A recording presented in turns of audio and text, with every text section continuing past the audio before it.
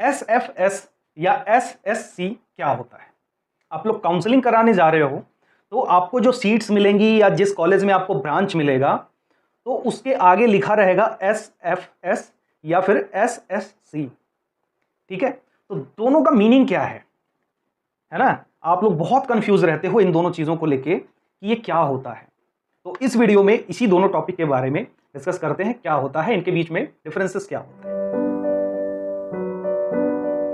Diploma के case में अगर बात करें तो जो SFS और SSC देखने को आपको मिलता है, ये एडेड कॉलेजेस में आपको ज्यादातर देखने को मिलता है। रीजन, क्योंकि अर्ध सरकारी कॉलेज कभी ना कभी प्राइवेट रहे होंगे। ठीक है, तो SFS का मीनिंग होता है सेल्फ फाइनेंस्ड शीट और SSC का मतलब होता है सेल्फ सपोर्टिंग कोर्स। तो सेल्फ फाइनेंस सीट जो है, इसका मीनिंग ये हुआ कि जैसे गवर्नमेंट के थ्रू जो आपका कॉलेज चल रहा है, जो भी फिनांस मिल रहा है, supporting maintenance charge, tuition fees वगैरह वगैरह, तो आपके पास तो काउंसलिंग से बच्चे आ गए। ठीक है, एक कोटा होता है कॉलेज में जिसको बोलते हैं मैनेजमेंट कोटा। तो मैनेजमेंट कोटा में जो सेल्फ फाइनेंस सीट होती है, उसके लिए उन स्टूडेंट्स को आप दे सकते हैं वो सीट जो इस कॉलेज की जो एलिजिबिलिटी क्राइटेरिया थी वो फुलफिल नहीं कर पाए हैं।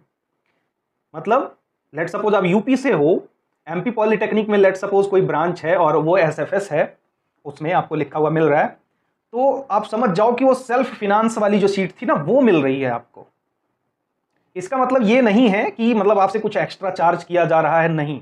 ठीक है, होता क्या है कि ये जो शीट है ना, उनके लिए बनाई गई है जो लोग जीकअप का एग्जाम दिए, उसमें एंट्रेंस एग्जाम में क्वालिफाई नहीं हुए, फिर भी वो चाहते हैं इस कॉलेज में एडमिशन लेना मैनेजमेंट कोटा के थ्रू, तो वो लोग जो एक्चुअल फीस है कॉलेज की, उसका कम से कम 3 से 4 गुना ज्यादा फीस देकर उस कॉलेज में एंट्री ले सकते हैं।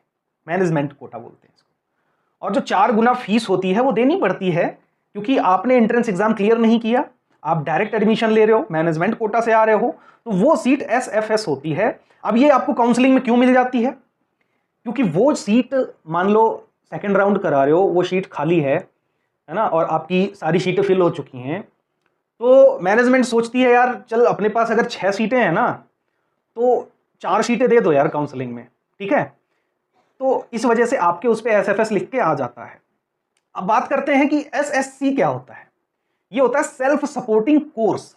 ठीक है, सेल्फ सपोर्टिंग कोर्स का मतलब क्या होता है, जैसे जब कॉलेज आपका अर्ध सरकारी हो गया, अर्ध सरकारी होने के बाद ये पूरा गवर्नमेंट के अंदर जो है रन कर रहा है, उसमें जो फिनेंशियल सपोर्ट मिल रहा है गवर्नमेंट से, मेंटेनेंस के लिए, ट्यूशन के लिए, टीचर्स के लिए, वो सब गवर्नमेंट दे रही है। लेकिन आप चाहते हो ना कि कुछ कोर्सेस और रन करें जिसको गवर्नमेंट ने अगर मुझे सपोर्ट नहीं किया है फिर भी मैं चलाऊं। जैसे आपके कॉलेज में मान लो कोई कॉलेज है अर्ध सरकारी, हिवेट है, उसमें कोई ब्रांच मान लो टेक्सटाइल नहीं है, और आप चाहते हो कि सेल्फ सपोर्टिंग कोर्स SSC के थ्रू मैं उसको चलाऊं, तो वो आप खुद से इन्वेस्ट करके उसके लाइब्रेरी का पैसा, उसके मेंटेनेंस का पैसा, उसके टीचर्स का पैसा, सारी चीजें कॉलेज खुद बियर करता है। मतलब एक तरीके से प्राइवेट होता है वो ब्रांच। कॉलेज तो वही है बट वो प्राइवेट चलाया जाता है। उस ब्रांच के लिए गवर्नमेंट से आपको जो सपोर्ट्स हैं फिनांस और भी टर्म्स में, वो आपको नहीं मिलते हैं।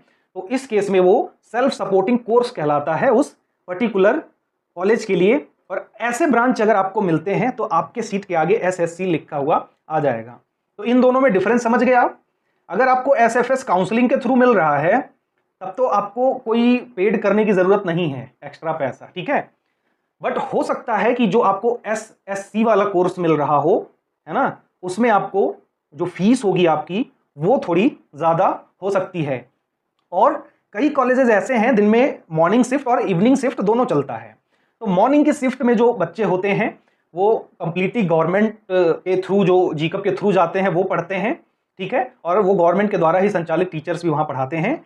इवनिंग शिफ्ट में जो बच्चे पढ़ते हैं उनकी यार फीस भी तो ज्यादा होती है, वो पढ़ाए जाते हैं प्राइवेट टीचर्स के द्वारा। ठीक है, तो जो मॉर्निंग शिफ्ट होती है उसमें बच्चे अच्छे होते हैं, अच्छी पढ़ाई भी होती है, और जो इवनिंग शिफ्ट होती है उसमें थोड़ा रह जाती हैं चीजें, अगर आप पढ़ाई के टर्म्स में कहें या अच्छे टीचर्स के मामले में कहें। ठीक है, तो आई थिंक ये दोनों पॉइंट्स जो SFS है और SSC है, इन दोनों के बीच का डिफरेंस आपको समझ में आ गया है।